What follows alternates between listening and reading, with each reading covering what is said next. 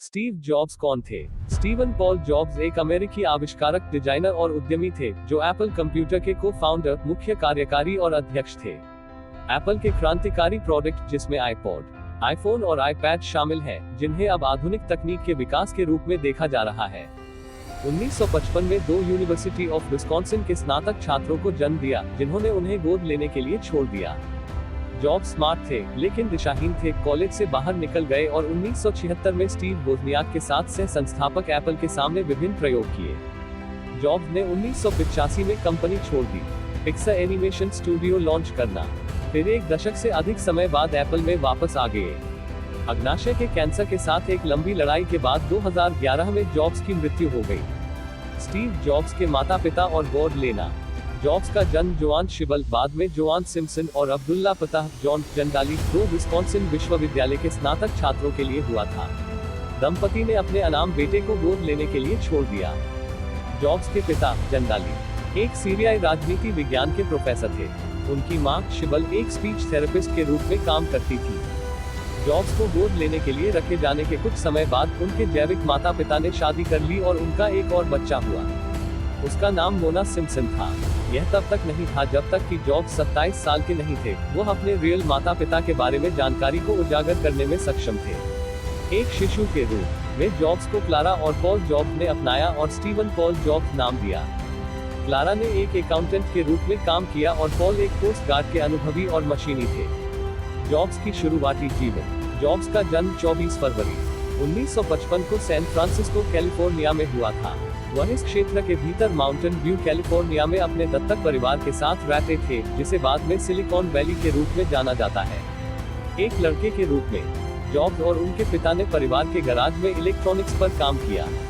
Paul ने अपने बेटे को दिखाया कि कैसे इलेक्ट्रॉनिक्स को अलग करना और फिर से बनाते हैं, एक शौक जो युवा नौकरियों में आत्मविश्वास, तप और यांत्रिक कौशल पैदा करता है। Steve jobs education and college.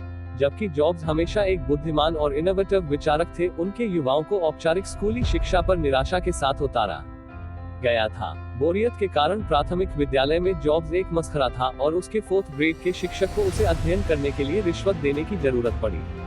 Jobs ने इतनी अच्छी तरह से परीक्षण किया, हालांकि प्रशंसक उन्हें उच्च विद्यालय के आगे छोड़ना चाहते थे, एक प्रस्ताव जिसे उनके माता पिता ने अस्वीकार कर दिया। हाई स्कूल के बाद जॉब्स ने पोर्टलैंड, ओरेगन में रीड कॉलेज में दाखिला लिया। दिशा खोना, वो 6 महीने के बाद कॉलेज से बाहर हो गए और अगले 18 महीने स्कूल में क्रिएटिव कक्षाओं में छोड़ने में बिताए। बाद में जॉब्स ने बताया कि कैसे कैलीग्राफी में एक कोर्स ने टाइपोग्राफी के अपने इंटरेस्ट को विकसित किया।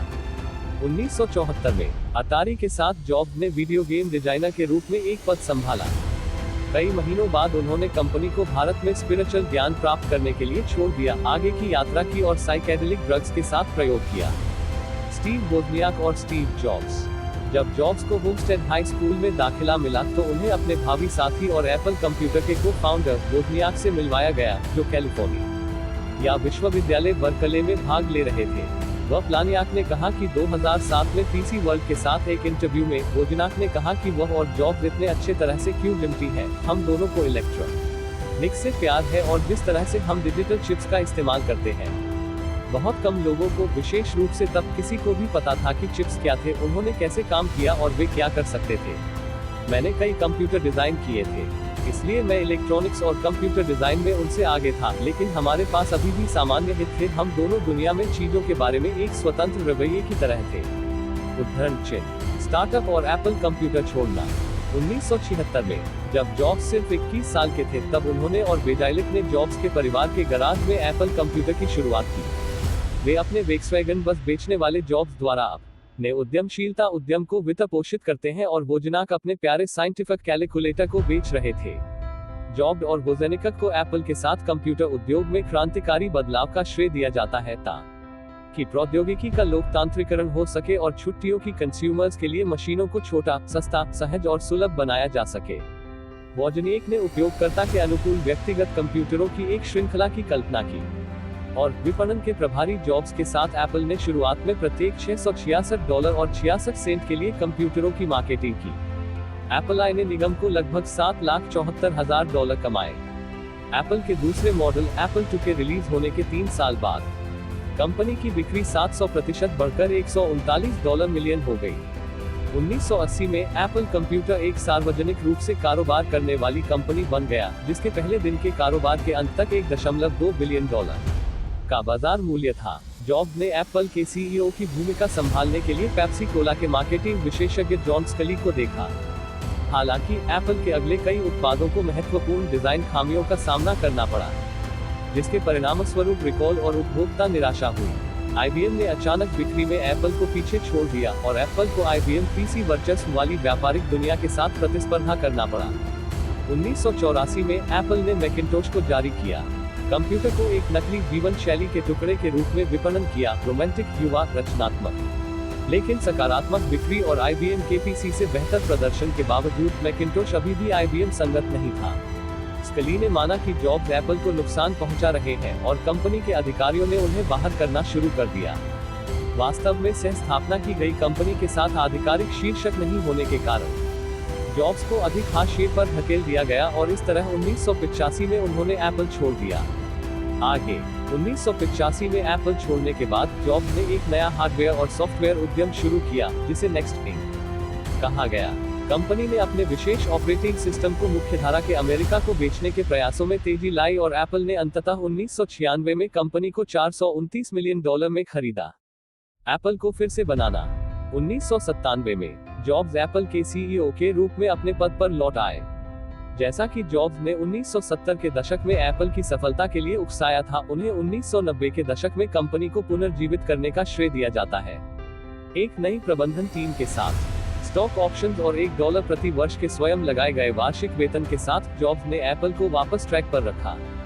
जॉब्स के सरल उत्पाद जैसे iMac, प्रभावी ब्रांडिंग अभियान और स्टाइलिश डिजाइन ने एक बार फिर उपभोक्ताओं का ध्यान आकर्षित किया। आगामी वर्षों में एप्पल ने मैकबुक एयर, iPad और आईफोन जैसे क्रांतिकारी उत्पाद पेश किए, जिसमें से सभी ने प्रौद्योगिकी के विकास को निर्देशित किया। लगभग एक नए उत्पाद को जारी करने के तुरंत बाद हमने तुलनीय खाद्य का उत्पादन करने के लिए हाथापाई की।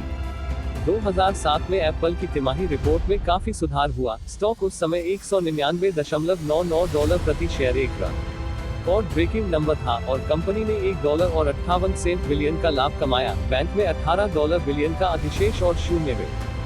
2008 में एप्पल अमेरिका में दूसरा सबसे बड़ा संगीत रिटेलर बन गया, केवल वॉलमार्ट के बाद दूसरा, जो iTunes और iPod की बिक्री से प्रभावित हुआ। फॉर्च्यून पत्रिका की अमेरिका की सबसे प्रशंसित कंपनियों की सूची में भी एप्पल को नंबर 1 पर रखा गया है। साथ ही शेयरधारकों को रिटर्न के लिए फॉर्च्यून 500 कंपनियों के बीच नंबर 1 भी। स्टीव जॉब्स और पिक्सर। 1986 में जॉब्स ने जॉर्ज लुकास से एक एनिमेशन कंपनी खरीदी, जो बाद में पिक्सर एनिमेशन स्टूडियो बन गई। पिक्सर की क्षमता पर विश्वास करते हुए जॉब्स ने शुरू में कंपनी में अपना खुद का $50 मिलियन का निवेश किया। स्टूडियो ने टॉय स्टोरी, फाइंडिंग नेमो और द इनक्रेडिबल्स जैसी लोकप्रिय फिल्मों का निर्माण किया। पिक्सर की फिल्मों ने सामूहिक रूप से $4 बिलियन की कमाई की है। स्टूडियो ने 2006 में वॉल्ट डिज्नी के साथ विलय कर लिया, जिससे जॉब्स डिज्नी का सबसे बड़ा शेयरधारक बन गया। 2011 में फोर्ब्स ने 2006 में पिक्सर से वॉल्ट डिज्नी कंपनी को अपनी बिक्री से लगभग $6.50 बिलियन से $7 बिलियन की कुल संपत्ति का अनुमान लगाया था। हालांकि जब 1985 में जॉब्स ने अपने एप्पल के शेयर नहीं बेचे थे, तब उन्होंने कंपनी छोड़ दी थी। एक दशक से अधिक समय के लिए स्थापित और पतित उनकी कुल संपत्ति $36 बिलियन थी। स्टीव जॉब्स की पत्नी और बच्चे। जॉब्स और लॉरेन पॉवेल ने 18 मार्च 1991 को शादी की। यह जोड़ी 1990 के दशक में स्टैनफोर्ड बिजनेस स्कूल में मिली, जहां पॉवेल MBA के छात्र थे। वे अपने 3 बच्चों के साथ पालो अल्टो, कैलिफोर्निया में एक साथ रहते थे, रीड, एरन और ईव। जॉब्स ने 1978 में गर्लफ्रेंड ब्रेनन के साथ एक बेटी लिसा को भी जन्म दिया था, जब वह 23 वर्ष की थी। उन्होंने अदालत के दस्तावेजों में अपनी बेटी के पितृत्व को नकार दिया, यह दावा किया कि वह बांझ थी।